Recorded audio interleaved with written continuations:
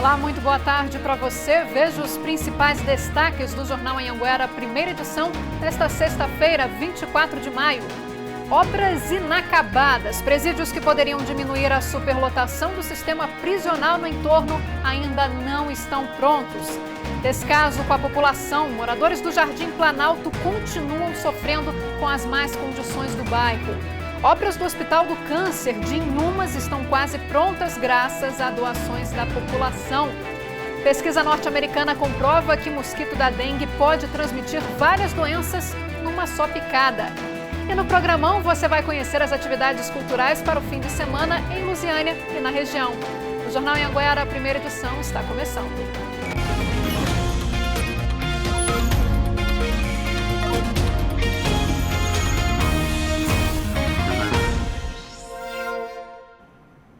Olá, muito boa tarde. Aqui na região do entorno, as obras de 2 presídios estão paradas e a de um terceiro segue a passos lentos.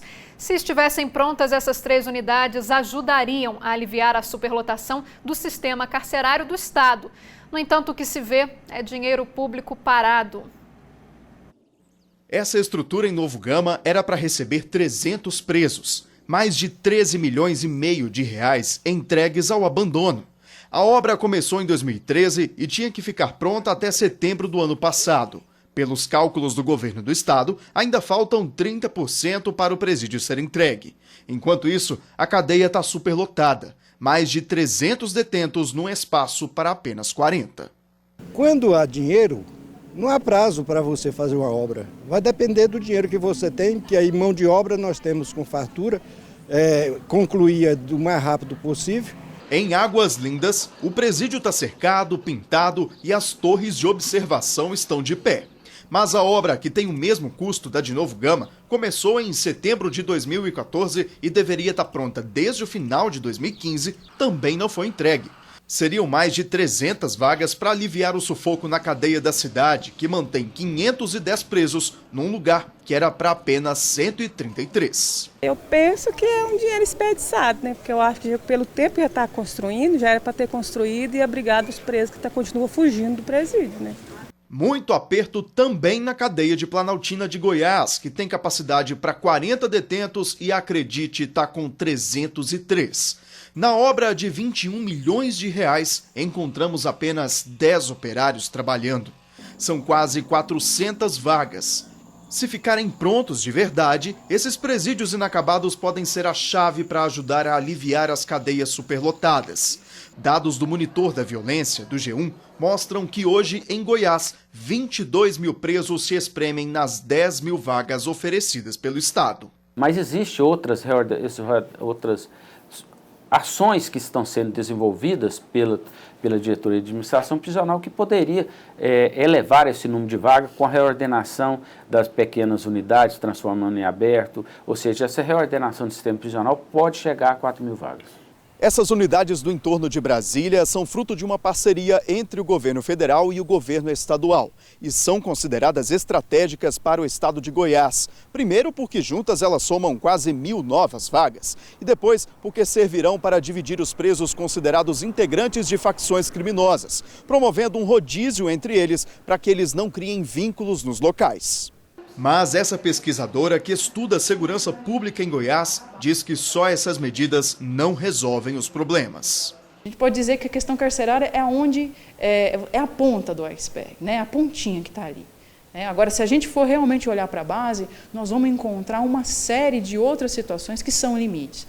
Resolveria então a situação, a oferta das novas vagas? Olha, resolveria, obviamente que não, mas traria um alento e traria melhor dignidade, tanto para o trabalho do agente, como também para a execução da pena por parte desse preso. A Agência Goiana de Infraestrutura e Transportes, a Goinfra, disse que as obras desses presídios citados na matéria só serão retomadas de acordo com a disponibilidade financeira do Estado e das verbas federais. A Goinfra disse ainda que a Gerência de Engenharia da Diretoria-Geral de Administração Penitenciária, a DGAP, acompanha todo esse processo desde janeiro deste ano. E os moradores do Jardim Planalto, em Lusiânia, continuam reclamando do descaso da prefeitura com o bairro. Camila Castro mostra pra gente. Quase 2 anos e meio depois, estamos de volta no Jardim Planalto, que fica aqui no Jardim Ingá. Afinal de contas, a nossa equipe de reportagem tarda, mas não falha, diferente da prefeitura, que tem falhado e muito com esses moradores, que hoje estão reunidos mais uma vez para falar de vários problemas que atingem o bairro. Olha, quando a gente veio aqui no ano de 2016, nós mostramos vários problemas. E um deles foi a questão da pavimentação.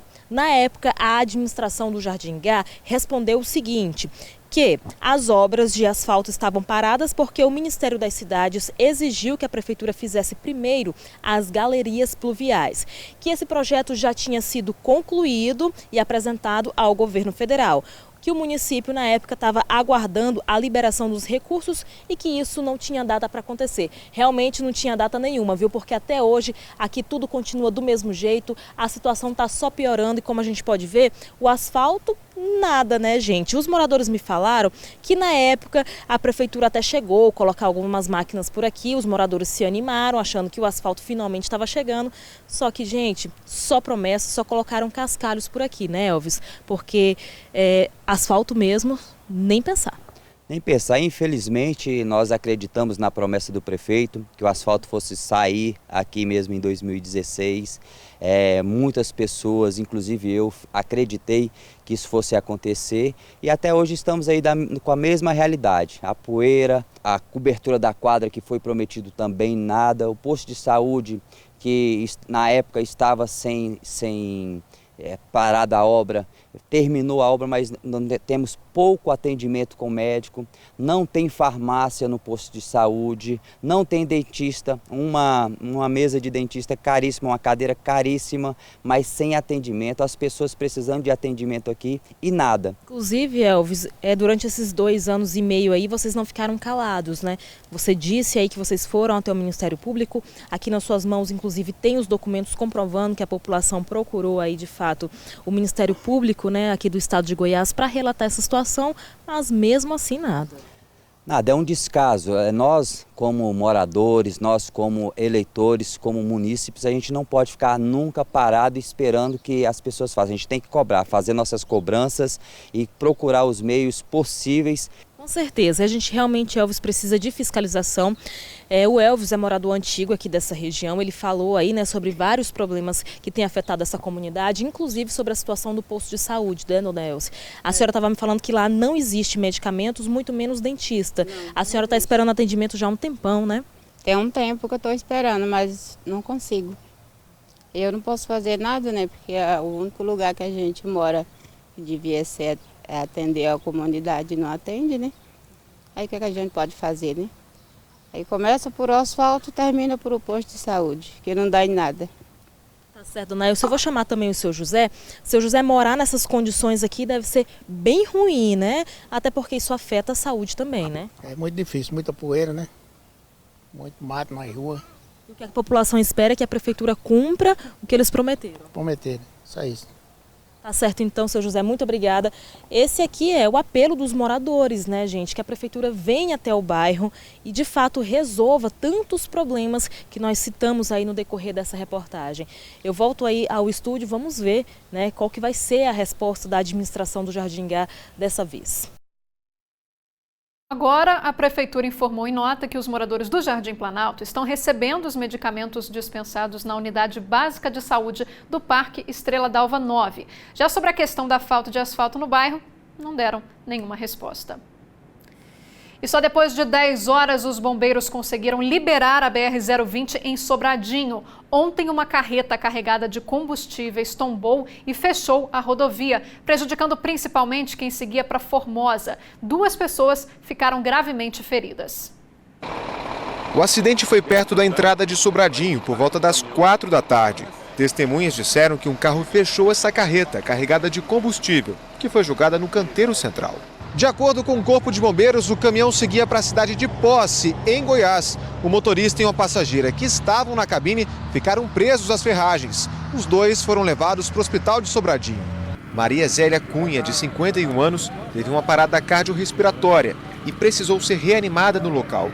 O motorista Osmaí Donizete Alcântara, de 58 anos, foi resgatado consciente, apesar dos ferimentos. O motorista foi o primeiro a sair das ferragens, mas ele foi ainda orientado para o hospital. A segunda vítima, ela saiu desorientada e quando da retirada ela teve uma parada cardiorrespiratória. Tivemos que fazer manobra para poder estabilizar, para poder fazer o transporte. A rodovia foi fechada nos 2 sentidos para os trabalhos dos bombeiros, da Defesa Civil e da empresa responsável pela carreta. Pela estimativa do Corpo de Bombeiros, 6 mil litros de combustível vazaram do caminhão-tanque.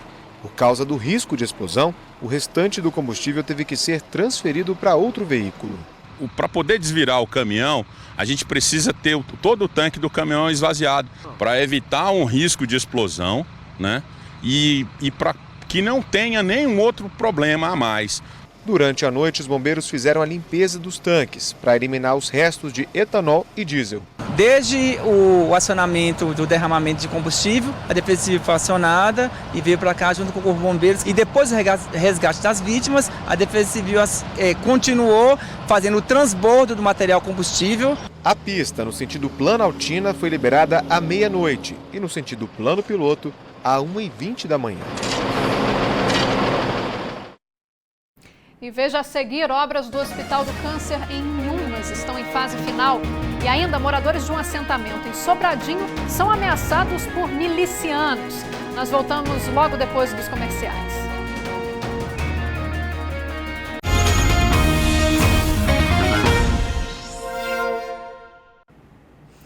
A primeira parte do hospital que está sendo construído em Inhumas para o tratamento de pacientes com câncer está pronta. A obra está sendo feita a partir de doações e vai atender de graça a população. Só que, segundo os gestores do projeto, o atendimento de pacientes ainda não começou porque a rede de energia disponível no local não suportaria a necessidade dos equipamentos hospitalares. A primeira das 8 etapas de construção do hospital está pronta. O trabalho anda no ritmo em que as doações chegam. A próxima etapa começou com a preparação do alicerce. Aqui vão ficar alguns consultórios e salas de exames. A meta é transformar o hospital na maior unidade de atendimento a pessoas com câncer no estado num prazo de 10 anos, com uma média de atendimentos de 5 mil por mês. Quando todo o complexo ficar pronto, pacientes de todas as idades vão poder iniciar e terminar o tratamento completo por aqui. Não há pagamento por parte dos pacientes ou de seus familiares, ter o mais alto grau nível de atendimento e de equipamentos para atender a necessidade de alta complexidade que esses pacientes quase sempre apresentam e um nível de humanização máximo. O hospital está sendo construído às margens da GO 070. A área de 70 mil metros quadrados foi doada pela Prefeitura de Inhumas. O projeto prevê mais de 700 leitos de internação, de quimioterapia e radioterapia, ala infantil. Precisa de recurso para estar mantendo isso aqui. Então a gente está pedindo apoio político, da sociedade. Os atendimentos devem começar à medida que cada etapa for ficando pronta. Mas o projeto esbarrou num problema. A rede de energia ligada pela Enel não suporta a necessidade da obra e nem dos equipamentos hospitalares. A direção do hospital disse que já fez o pedido para aumentar a capacidade da rede, mas não teve resposta. Já tem 6 meses que nós contratamos um projeto de 1 quilômetro de rede elétrica que a Enel não construiu, nós pagamos pela execução, nós doamos isso para a Enel e há 6 meses isso está lá parado e nós não recebemos a ligação dessa energia para começar os atendimentos, ligar aparelho de ultrassonografia, enfim, o que é necessário para atender nessa etapa que já está concluída. Ainda não existe previsão para o hospital ficar pronto, porque depende das doações. Então, tudo que puder ser usado na construção é bem-vindo. É muito importante que esse hospital funcione rápido, chegue logo os recursos e que todo mundo seja beneficiado com essa obra. A Enel disse que a carga de energia liberada para o hospital condiz com a que foi requerida. A Enel disse também que vai entrar em contato com os responsáveis pelo projeto para avaliar a nova situação. E os moradores de um assentamento em São Sebastião denunciaram a ação de grileiros. Segundo a denúncia, uma milícia está negociando terrenos no local. 7 grileiros da quadrilha foram presos no início da semana. Segundo as investigações, eles parcelaram e venderam vários lotes nesse assentamento, na região do Pinheiral, em São Sebastião. O que os moradores não imaginavam é que iam ser vítimas de extorsão. De acordo com a Polícia Civil, os moradores do acampamento eram ameaçados com frequência. A quadrilha, segundo as investigações, atuava como uma milícia, impunha regras próprias e até cobrava mensalidade dos moradores. Os moradores têm medo de falar sobre os grileiros, mas alguns relatos mostram como o grupo agia. Os áudios de testemunhas fazem parte das investigações. Estava indo para ir para o acampamento, o pessoal do Alexandre mandou voltar. Tá um monte de jagunço dele lá, tudo com a arma na mão. Quem não pagava era punido. Ontem ele estava lá, os capangas do Alexandre desceram por trás de moto, pararam de frente do barraco dele, e aí falaram que o Alexandre queria conversar com eles. Chegou lá, o Alexandre perguntou para ele se ele queria chá, porque ele estava caçando problema. Aí ele falou para ele que era para ele sair fora de lá, que ia derrubar meter fogo naquele ninho de cobra. E se ele fosse continuar lá, ia tomar o carro dele.